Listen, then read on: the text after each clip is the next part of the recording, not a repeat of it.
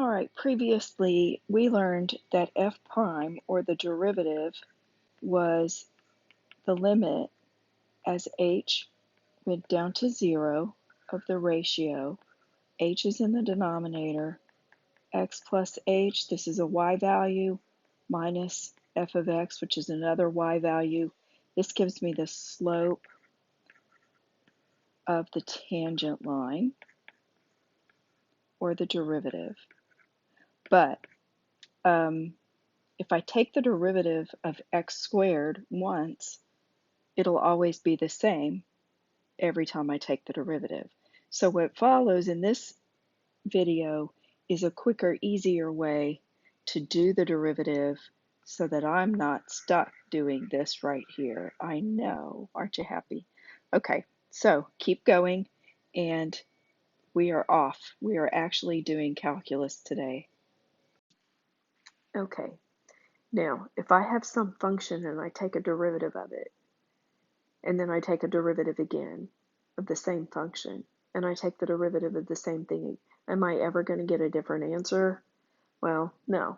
So let's look at the derivatives of the different pieces of what we might run into, say, in a polynomial, because these derivatives are not going to change. And remember, because a derivative is defined as a limit of the difference quotient, the properties of limit and the properties of derivatives are the same. So if I have a coefficient in front of an x squared, I just take the derivative of x squared and multiply the answer by the coefficient. So it's going to be important for us to know the derivatives of each of the powers of x. It's really going to pay off. And then as we get these derivatives, then we can look for patterns. Okay, so let's start with what if x is just a constant. F of x is a constant. The derivative is the limit as h goes to 0 of the ratio h in the denominator. Now, if I plug x equals x plus h into this, you see there's no x there. So the y value is always 1. The difference between f of x plus h and f of x is just 1 minus 1, which gives me 0. So when I take a derivative of a constant, let me write this down here. The derivative of a constant, prime meaning take the derivative, is just 0. Okay? Now, what if I have plain old x to the first power? The derivative is the limit as h goes to 0 of the function with x plus h in it minus the function itself over the h. Well, the top just gives me the x's cancel. I'm left with just h. So I get h over h equals 1. What does that tell me? It tells me that the derivative of x is always 1. All right? What if I had x squared? Well, I'm going to x plus h it squared minus the function itself over h. You have to FOIL this out. We already did it. We got x squared plus 2x at hx plus h squared. Then we subtract the x squared. Those guys go away. These terms are the only ones left. I factor the h out. I cancel it. The second h goes to 0. You'll see that I'm left with that second term from when I FOILed. Same thing with x cubed. If I have x plus h and I cube it out, and off in the margin, you need to, very quickly, I'll write this down here.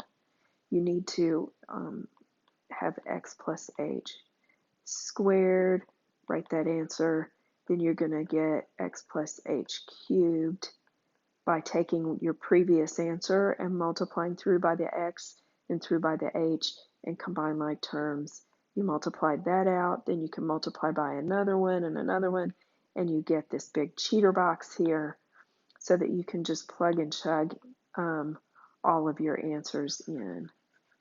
All right, so I made a mess. And for some reason, my eraser will not get big for me.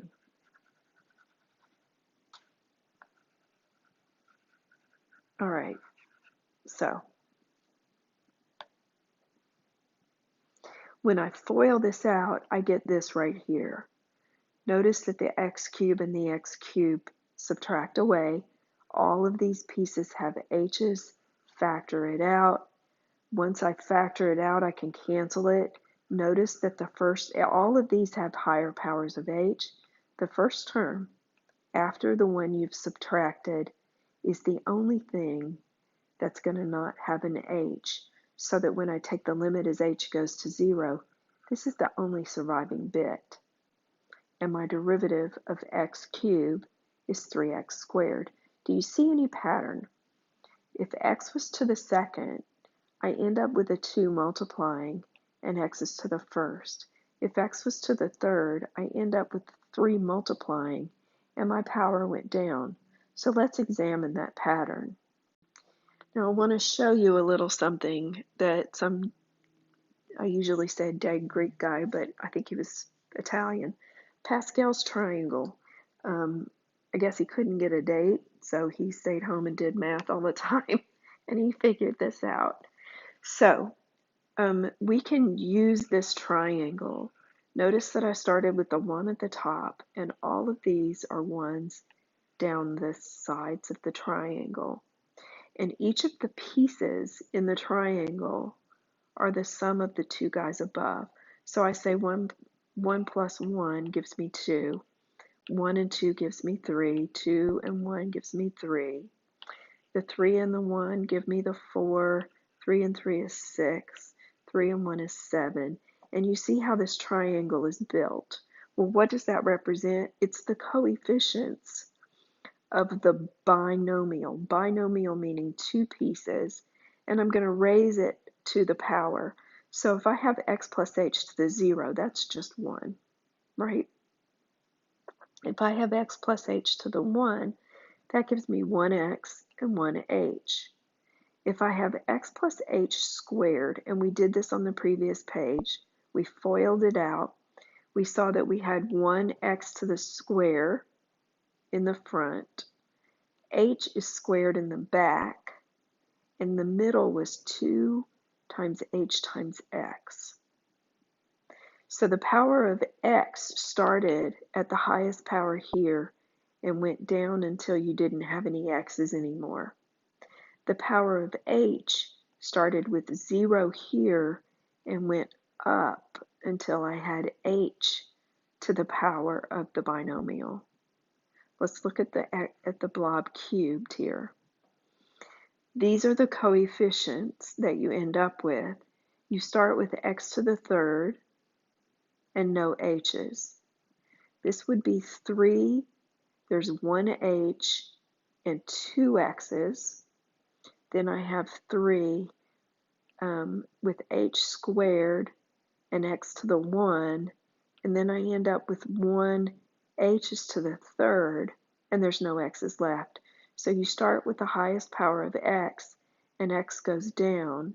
You end with the higher power of h. You started with 0, and it went up to the highest power, and there's no x's. But the rows on the triangle represent the coefficients. Okay?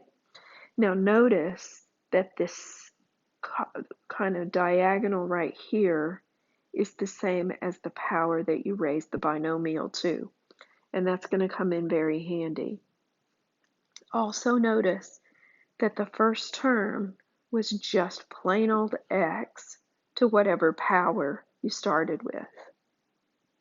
Now we said that in the difference quotient the same thing happens every time. The thing that didn't have an h in it always gets subtracted away. So that column right there is going to be subtracted off. This thing right here is, once we factor an h out, is going to be the only term that doesn't have an h left in it.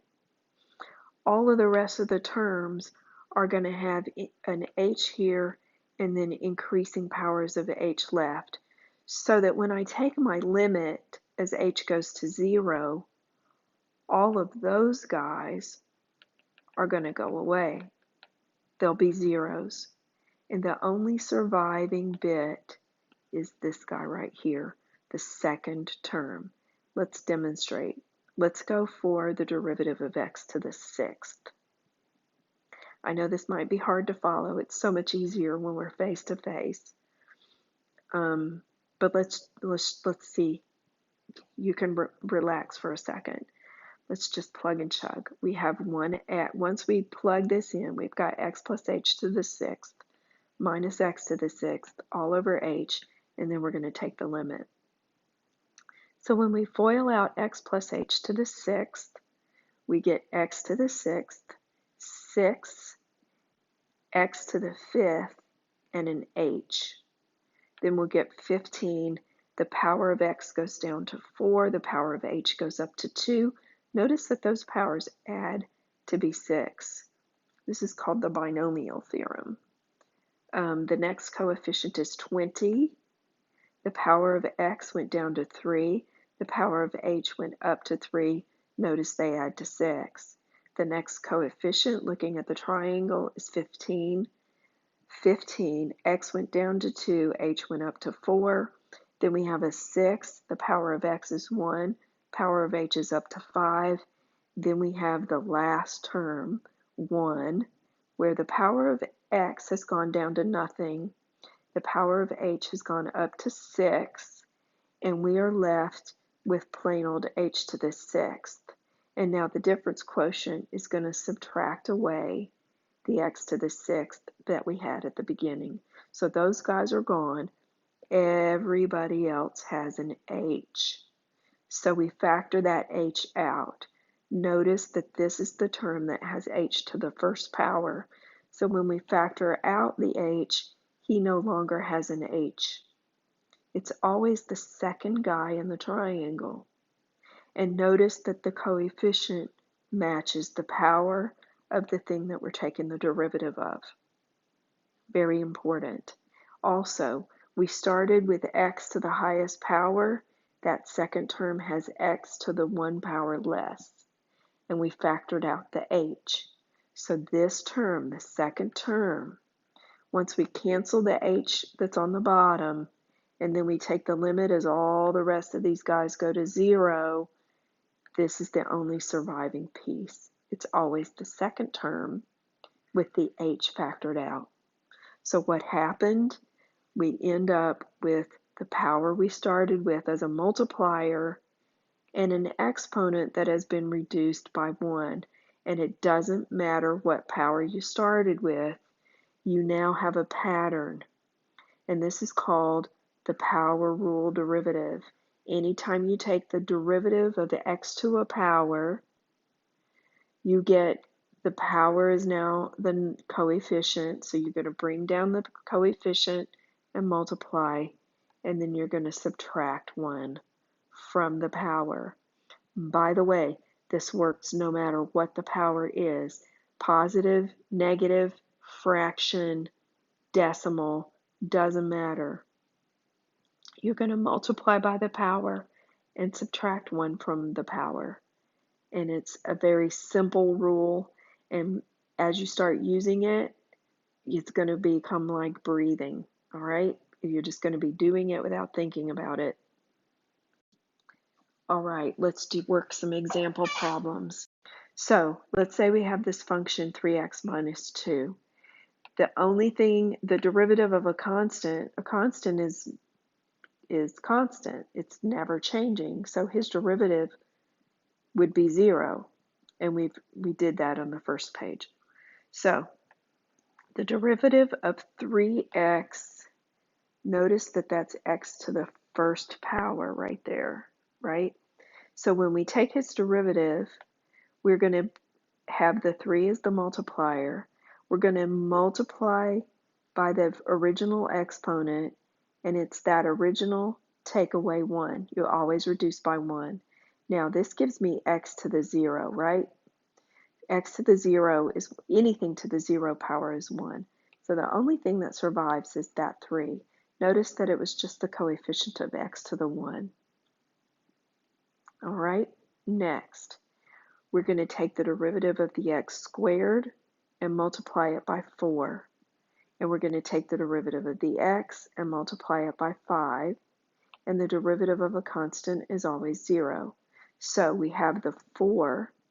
The derivative of x squared is bring the 2 down to multiply, subtract it subtract 1 from it, you know what I mean. So this gives me a 2x. 4 times 2x is 8x.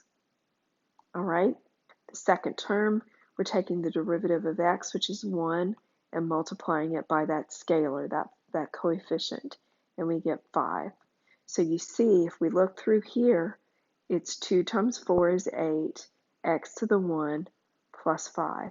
Boom, done. Do you see how that works? You don't have to write down all this busy work.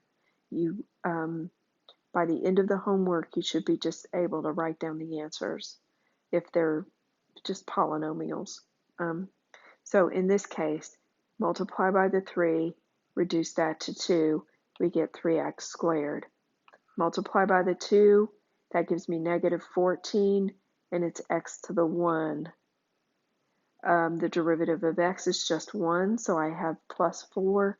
Derivative of minus 8 is 0, and there is your perfect, beautiful derivative.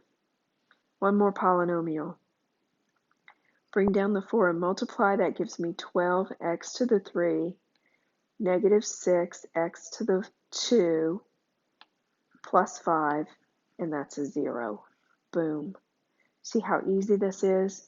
So just practice the crap out of this stuff because we start learning to do products and quotients and then composite functions.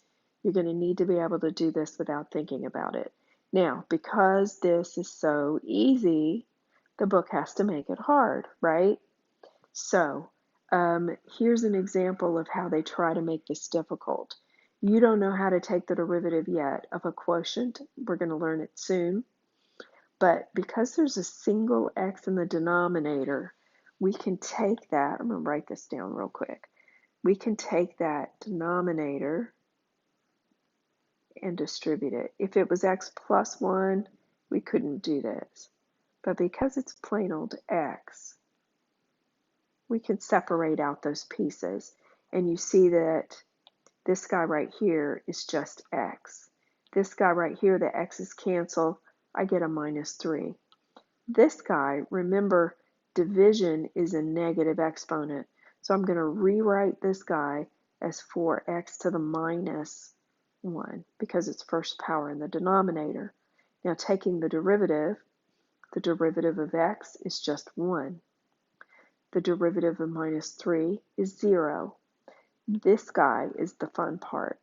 I multiply by the minus 1 and I get negative 4.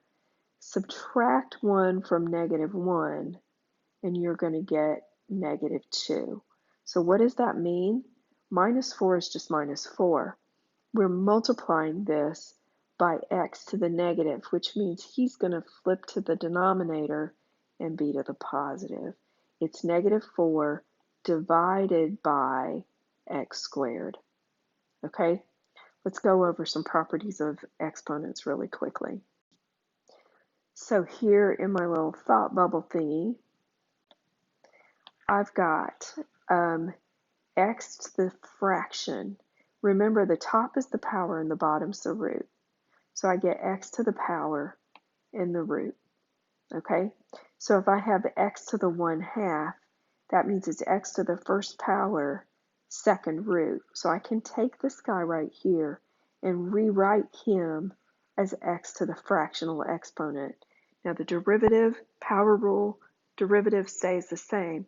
I'm going to take that power and make it a multiplier. Notice that I'm doing prime now. Multiply by the power and then take the original power reduced by 1. 1/2 minus 1 gives me negative 1/2. Now, x to the minus means division. So I've got a 1 on the top, a 2 on the bottom, and the x goes to the bottom, and it's to the first power second root. So I get 1/2 square roots of x. Totally cool, right? Also remember that x to the minus power means you're dividing. Anytime you have a negative exponent, you just flip it over the bar and make it to the plus. All right? If you start with a fraction, you take that power and you make it a negative on the top.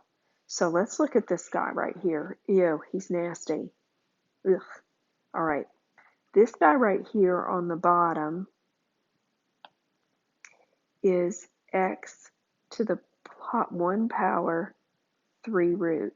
But because he's on the bottom, I can bring him up to the top and make that power negative. Now, the top is just the top. The easiest way to work this problem, I know, is to take this guy and distribute him through here. Now, multiplying x times x, I'm going to have to add the powers, right? Well, that's 2, take away 1/3. 2 minus 1/3, get a common denominator. 6 minus 1 is 5/3. So that first bit is x to the 5/3. We have not started taking a derivative yet. Do not put the prime. You're just rewriting the problem as powers so that you can do the power rule derivative. Take this guy and multiply this guy. Well, that's a 1. 1 minus 1/3, common denominator. 3 minus 1 is 2/3. So this piece right here is minus 3, x to the 2/3. And then the last piece, plus 2 times x to the minus. So we've rewritten to where now we have x to the power in each of those pieces. And now we're ready to do f prime. Take the derivative. So we're going to bring the power down. 5/3 multiplies. Subtract 1 from 5/3. Over here in my little cheater box, 5/3 take away 3/3 is 2/3. So my new power is 2/3. Next problem. Multiply by the 2/3. So I get minus 3 times 2/3. Notice that the 3's cancel. I'll be left with a 2. I have to subtract 1 from that power. 2/3 take away 1 whole. I'm taking away 3/3. Leaves me with a negative 1/3. That's okay. It just means that now you're dividing by a cube root. Minus 1/3 times positive 2. Subtract 1 from the power, so minus 1/3, take away 1.